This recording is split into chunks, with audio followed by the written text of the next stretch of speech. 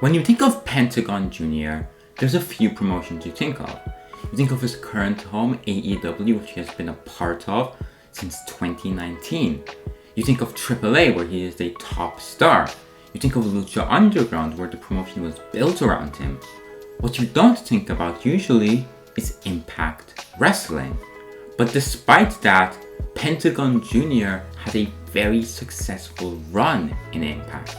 He was there for just over a year, and in that time became a two-time champion and one of the company's most prominent stars.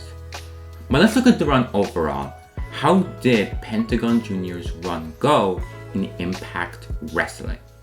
Pentagon Jr.'s run in Impact would technically start as a one-off.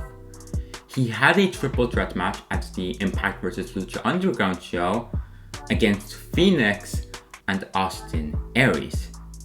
What people didn't expect from this was that just a week or two later, this same match would main event Impact Rebellion for the world's title.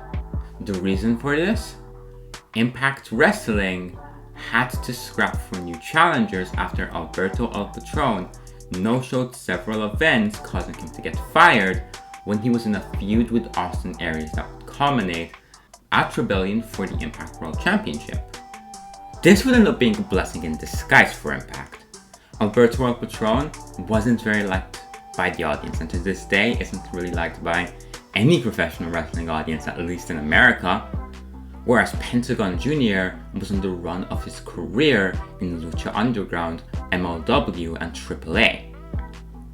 Pentagon Jr., to the surprise of everyone, would end up winning the Impact World title in the main event of Rebellion. Nobody expected this, as he was a last-minute replacement, but everybody was for it, and this created a lot of buzz for Impact, as Pentagon was one of the hottest names outside of the WWE at the time. When it comes to the actual reign, this run was kind of disappointing. It was a run, it was a world title run, which, to start off his career in Impact is a great way to start. Being the world champion in your debut match, your official debut match in the company. But when you look at what actually happened in the run, he had a 9-minute match with LA Knight, then going by Eli Drake, which I feel like they weren't given enough time to really showcase what they can do together. And then he had an overbooked match with Austin Aries where he lost the title. Which, it was a fun match, Aries versus Pentagon. Aries, no matter what you say about him personally, is a great professional wrestler. So is Pentagon, so they did have a great yet overbooked match. And this did lead to bigger things, as this was Aries' heel turn, so it did serve a purpose. But for Pentagon, it really felt like a disappointing run for one of the hottest stars outside of WWE at the time. So overall, his world title run was probably the low point of his time in Impact, just because of how short it was. But after this is where we get into something really, really special. At the same time as Pentagon's rise in Impact, we would see the rise of another man, and that was Sami Callihan. After a long and successful feud with Eddie Edwards, Callihan would move on to target El Hijo del Fantasma, now known as Santos Escobar.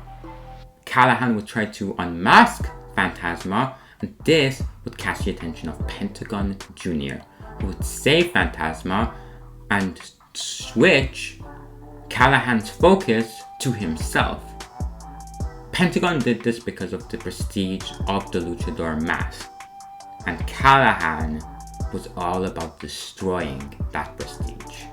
What followed was a fantastic feud, with one specific match being the highlight, and that match was at Slammiversary, with Pentagon Jr.'s mask on the line and Callihan's hair on the line.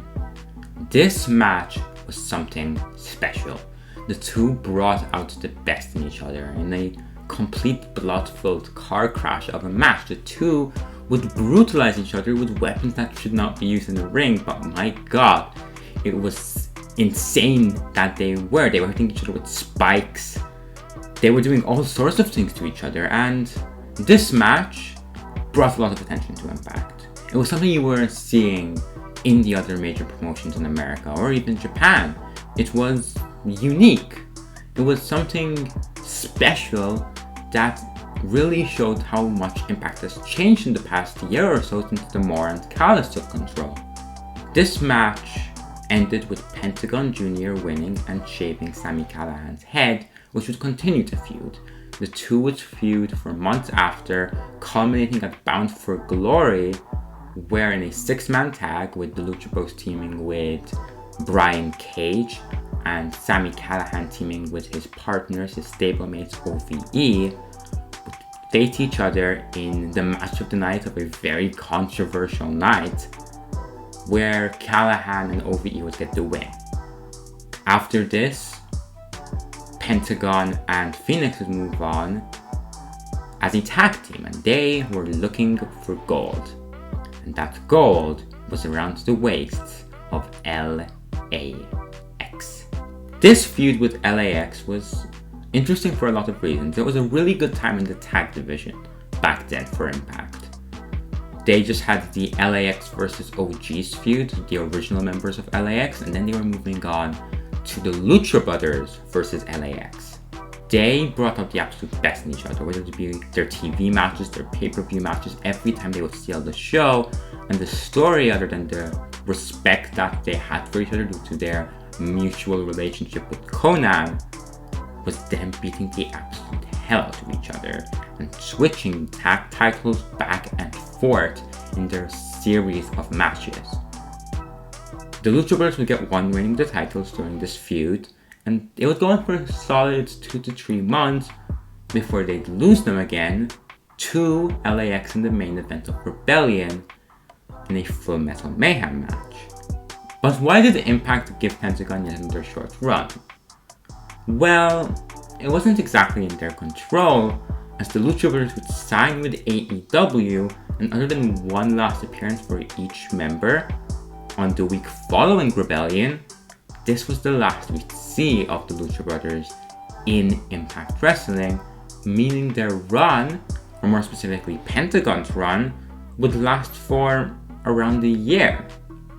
Pentagon Jr., despite only being in Impact for a year, had a fantastic run. He was a world champion, won the world title in his debut.